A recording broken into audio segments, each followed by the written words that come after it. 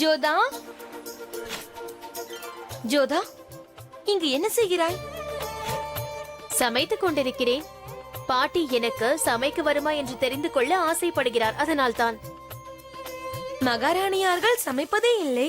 மகாராணி என்றாலும் ஒரு வீட்டுக்கு மருமகள் தானே. திருமணத்திற்கு பின்பு நடக்கும் சடங்கின் போது தன் கையாலேயே புகுந்த வீட்டில் அனைவருக்கும் சமைத்து பரிமாற வேண்டும். என்னென்ன சமைத்துள்ளார்? சேமியா பாயசம், கோதுமை சப்பாத்தி, உருளைக்கிழங்கு பொரியல், பிறகு அப்பளம். இதெல்லாம் அவருக்கு மிகவும் பிடிக்குமாம். ஆ, இன்னும் சமைத்துள்ளேன், இருங்கள் எடுத்து வருகிறேன். ஆஹா, இவை அனைத்தும் பார்ப்பதற்கு அழகாக இருக்கிறது. சாப்பிட்டால் எவ்வாறு இருக்கிறது என்று தெரிந்துவிடும்.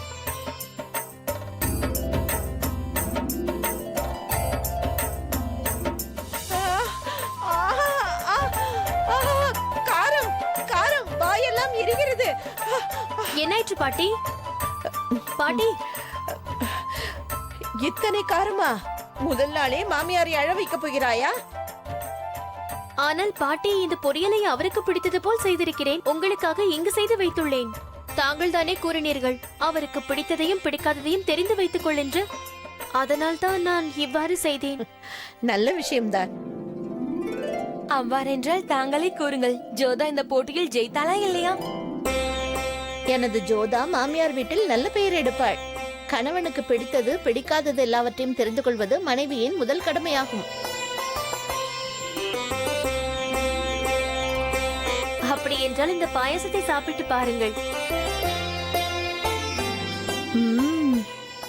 ஜோதா, மாமியார் வீட்டிற்கு செல்வதற்கு முன்பு உன் பிறந்த வீட்டில் கொண்டாடும் கடைசி தீபாவளி. நான் உன்னுடன் இந்த தீபாவளியை வெகு விமர்சையாக கொண்டாட விரும்புகிறேன். அதோடு இன்னொன்று, பண்டிகைக்கு முன்னாள் அன்று தன் சகோதரர்களின் நீண்ட ஆயுளுக்காக விரதம் இருந்து பிறகு அவர்களிடம் பரிசுகளை பெற்றுக்கொள்ள வேண்டும்.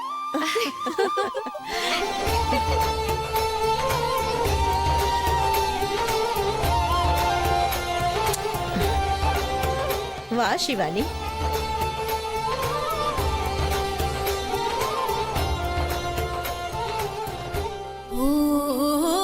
அந்த பண்டிகை என்று சுஜாமல் அண்ணனுக்காக ஒவ்வொரு முறையும் நீ ஏதாவது பிரச்சனையை செய்து கொண்டிருக்கிறாய். என்னதான் பண்டிகை தினமாக இருந்தாலும் சகோதரர்களோடு சேர்ந்து நீ யமுனை நதியில் மூழ்கி எழ வேண்டுமா என்ன? சாஸ்திரத்தில் அவ்வாறு எழுதப்பட்டிருக்கிறது தந்தையே. அந்த சகோதரனுக்காக விரதம் மேற்கொள்ள வேண்டிய அளவிற்கு என்ன அவசியம்? அவன் நம் அரசுக்கு துரோகி என்பது உனக்கு தெரியாதா?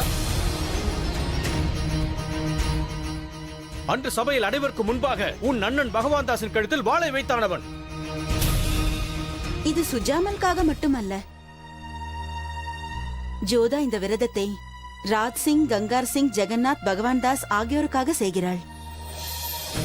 ஆனால் நீ இந்த விரதத்தை சுஜாமலுக்காக மேற்கொள்ளக்கூடாது. இவ்வளவு வெறுப்பை காட்டுவதை நிறுத்திவிடு பார்வல். குடும்பத்தில் சண்டை சச்சரவுகள் வரும், அபிப்பிராயங்கள் வரும். அதற்காக உறவுகளை விட்டுவிடக்கூடாது. உனக்கே தெரியும் அல்லவா, சிறு வயதிலிருந்தே ஜோதாவும் சுஜாமலும் பாசத்தோடு பழகினார்கள் என்று.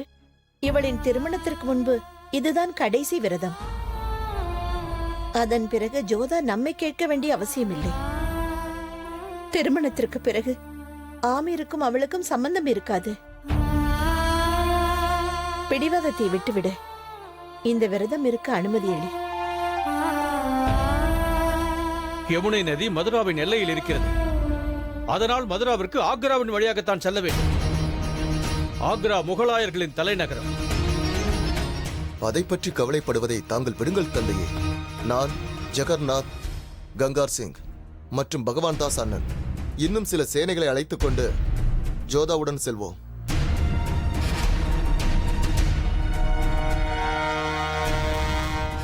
சரி.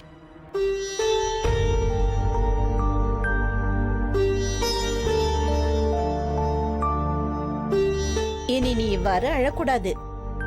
அது அபசகுணமாகும். உன் தந்தைதான் ஒத்துக்கொண்டார் அல்லவா? சந்தோஷமாக இரு.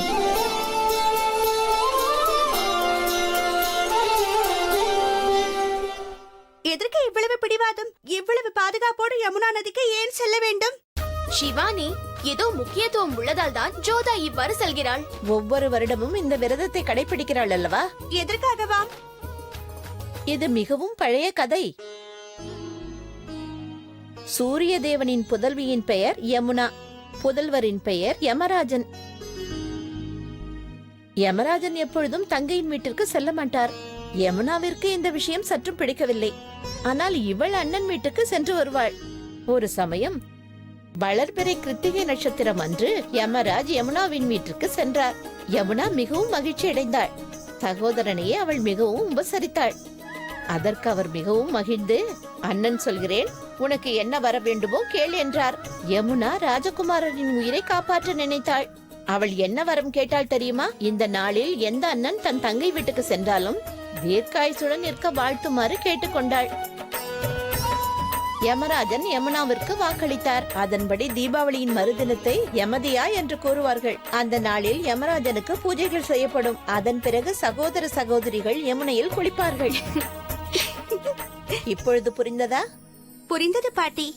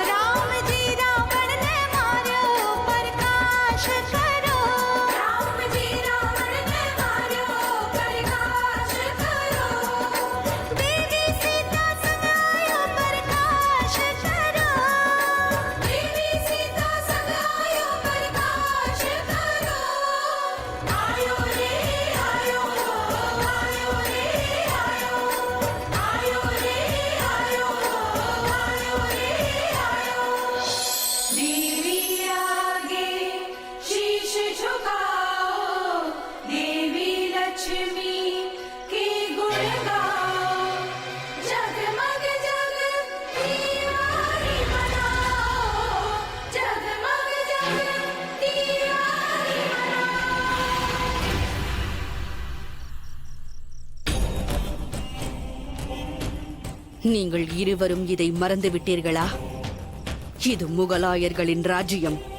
இங்கு இந்து பண்டிகைகளை நடத்தக்கூடாது. என்னை மன்னித்து விடுங்கள் மகாமங்க அவர்களே. தீபாவளி என்பது வருடத்திற்கு ஒரு முறைதானே வருகிறது. மரணம் கூட வாழ்வில் ஒரு முறைதான் வரும். யோசித்துக்கொள். நான் இதை நடத்த விடமாட்டேன். ஏன் நடத்தக்கூடாது?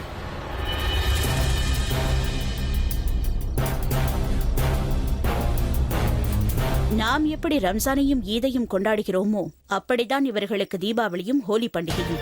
என்னை மன்னிக்க வேண்டும் மகாராணியாரே. நமக்கும் இவர்களுக்கும் வித்தியாசங்கள் இருக்கிறது. தாங்கள் ஒரு விஷயத்தை மறந்துவிட்டீர்கள். உமர்கோட்டில் ஜலால் என் வயிற்றில் இருக்கும் பொழுது, உதவி கேட்டு நான் அலைந்த பொழுது, அப்பொழுது ஒரு ஹிந்து தான் எனக்கு உதவிக்கரம் நீட்டினார். அதுவும் தீபாவளி அன்று. அன்று தாங்கள் கூட தீபங்களை ஏற்றினீர்கள். ஞாபகம் இருக்கிறதா? தங்களின் விருப்பம் போலவே மகாராணி அவர்களே.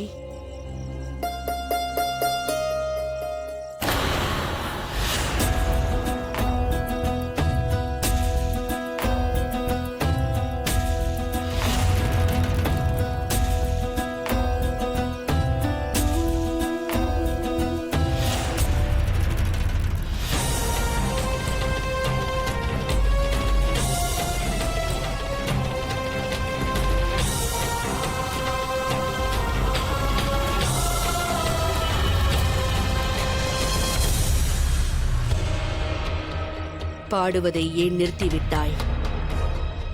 பாடு.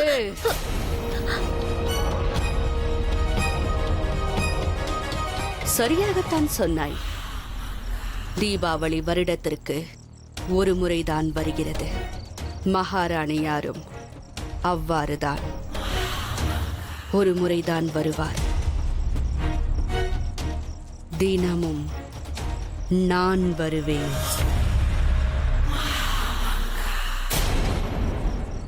நீயே முடிவெடுத்துக்கொள். தீபாவளியை கொண்டாடுவதா இல்லை தினமும் எரிந்து சாம்பலாவதா என்று. ரேஷம், அந்த தாசியின் பெயர் என்ன? தீபாவளியை கொண்டாட வேண்டும் என்று அகல் விளக்குகளை ஏற்றிக் கொண்டிருந்தாளே. தீபாவளியின் தீப ஒளியில் அவள் எரிந்து சாம்பலாகி போனாள். புரிந்ததா? தயவு செய்து என்னை மன்னித்து விடுங்கள்.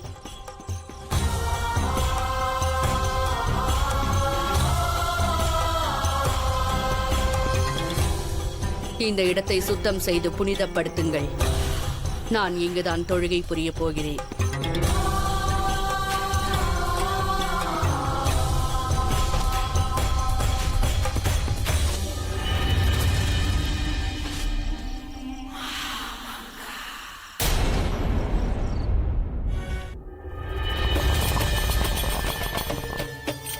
மகாமங்கா அருமையான ஆட்டத்தை ஆடினார்.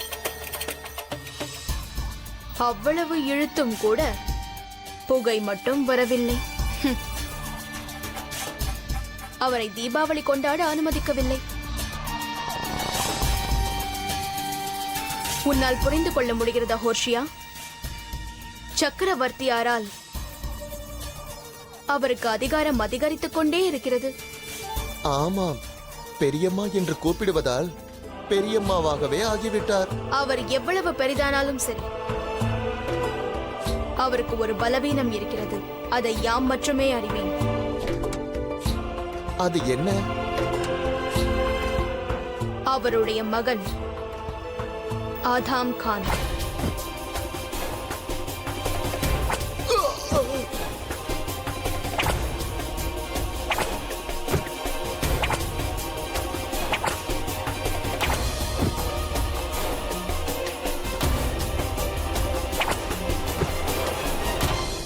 அட கடவுளே, இன்னும் எவ்வளவு நாட்களுக்கு நாம் இதை அனுபவித்து ஆக வேண்டும்?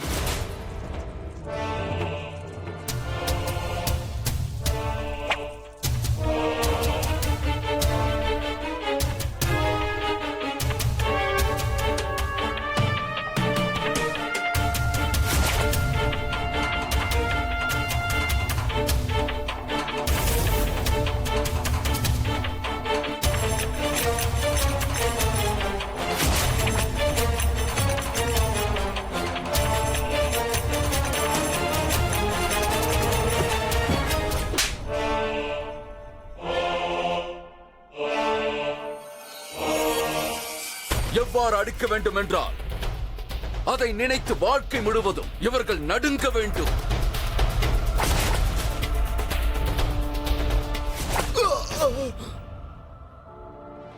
உங்களுடைய மதத்தை நீங்கள் காப்பாற்றிக் கொள்ள வேண்டும் என்றால் நிச்சயம் அதற்கான விலையை கொடுத்தே ஆக வேண்டும். ஏனென்றால் இந்த இடத்தை பொறுத்தவரை நாங்கள் தான் உங்களுக்கு கடவுள். இதற்கு மேலும் என் கையால் சாட்டையடி உங்களுக்கு வேண்டாம் என்று நினைத்தால் கப்பத்தை உடனடியாக செலுத்தி விடுங்கள். இது அநியாயம், அராஜகம். கப்பத்தை இந்துக்கள் தான் கட்ட வேண்டுமா? முகலாயர்கள் கட்டக்கூடாதா? இது எந்த வகையில் நியாயம்?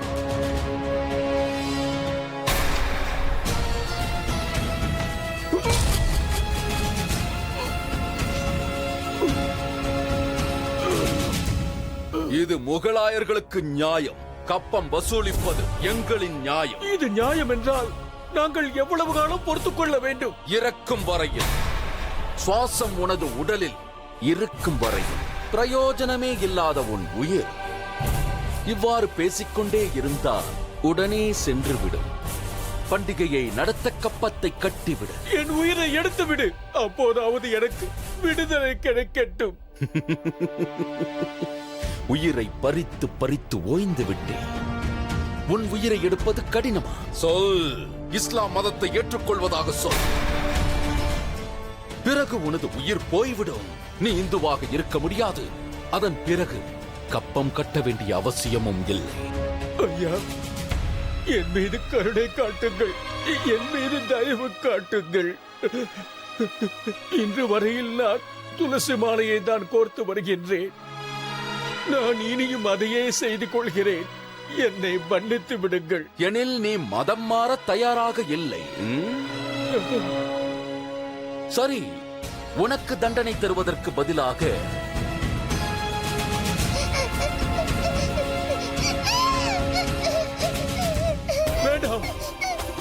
விடுங்கள். போகட்டும், நீ துளசி மாலையையே கட்டிக்கொள். தண்டனையை உன் பேரன் அனுபவிப்பான். வேண்டாம், வேண்டாம். அவ்வாறு செய்யாதீர்கள். விட்டு விடுங்கள், விட்டு விடுங்கள்.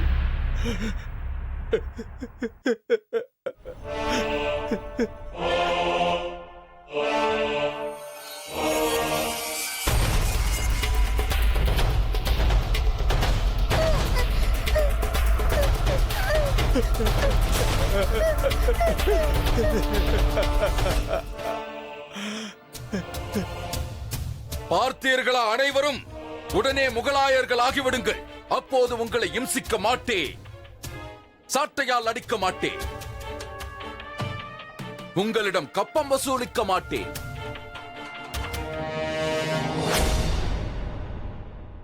ஆதாப் ஹுசூர். மகாமந்திரி பேரம்கான் அவர்கள் ராஜபுத்திர தகத்மலை வென்றுவிட்டார். இப்போது அவர் தலையை வெட்டப் போகிறார்.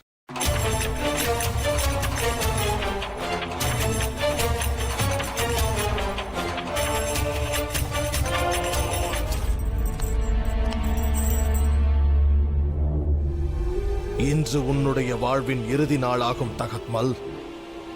உனது கடவுளை வேண்டிக்கொள். நீ எம்முடைய சொந்த பந்தங்களை கொன்று தீர்த்தாய். இன்று உமக்கு சிரச்சேதம் நடக்கப் போகிறது. இறுதி ஆசை ஏதேனும் இருந்தால் கூறு. நான் ஒருமுறை உங்களது ஷெகன்ஷா ஜலாலுதீனை சந்திக்க ஆசைப்படுகிறேன். அது நடக்காது. இங்கு முடிவுகளை எடுப்பவன் நான் தான். அப்படியென்றால் முகலாயர்களின் மந்திரியாருக்கு இறக்கப் போகிறவனின் கடைசி ஆசையை நிறைவேற்ற தகுதி கூட இல்லையா?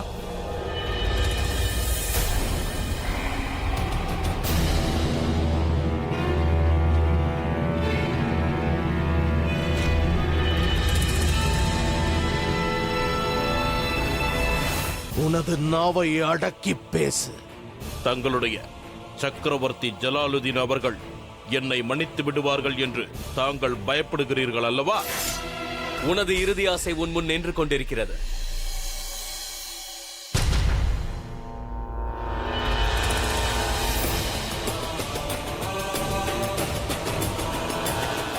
கூறு, என்ன வேண்டும்? எனது கான் பாபாவின் உறவினர்களை நீ கொன்றிருக்கிறாய். அதனால் உன் உயிரை தவிர நீ என்ன வேண்டுமானாலும் கேள், நான் தருகிறேன். உயிருக்கு பதில் உயிர், வாழ்க்கைக்கு பதிலாக வாழ்க்கை. நிச்சயமாக இதுதான் எனது நியாயம். அப்படியென்றால் தாங்களே நியாயத்தை கூறுங்கள் ஷெகன்ஷா. ஏனென்றால் தங்களின் தந்தையான உமாயூன் சேஷா சூரியுடன் தோற்றுவிட்டு நிர்கதியாக வீதியில் நின்றபோது அப்போது அவருடைய உயிரை யாமே காப்பாற்றினோம். யாமே அவருக்கு அடைக்கலம் கொடுத்தோம். இப்பொழுது என்னுடைய உயிரை பறித்தால் நான் செய்த நன்றி கடனுக்கு அநீதியாகிவிடாதா? ஆனால் உனது உயிரை எடுக்காவிட்டால் நான் கான் பாபாவிற்கு துரோகம் செய்தவனாகி விடுவேன். அவர் உறவினரை நீ கொன்றாய் என்று உன் மீது குற்றம் சாட்டப்பட்டுள்ளது. அப்படியென்றால் உங்கள் தந்தையார் செலுத்த வேண்டிய நன்றி கடன், வாழ்க்கைக்கு பதில் வாழ்க்கை, முடிவு தங்களுடையது.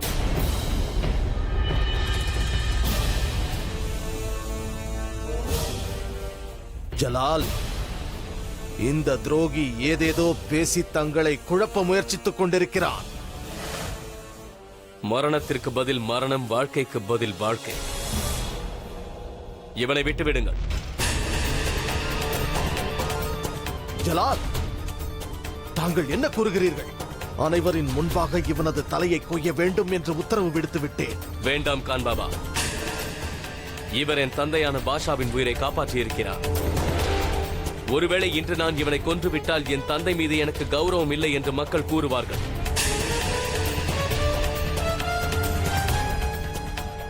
இவர் உயிரோடு இருக்கிறார். என்னை மன்னித்து விடுங்கள்.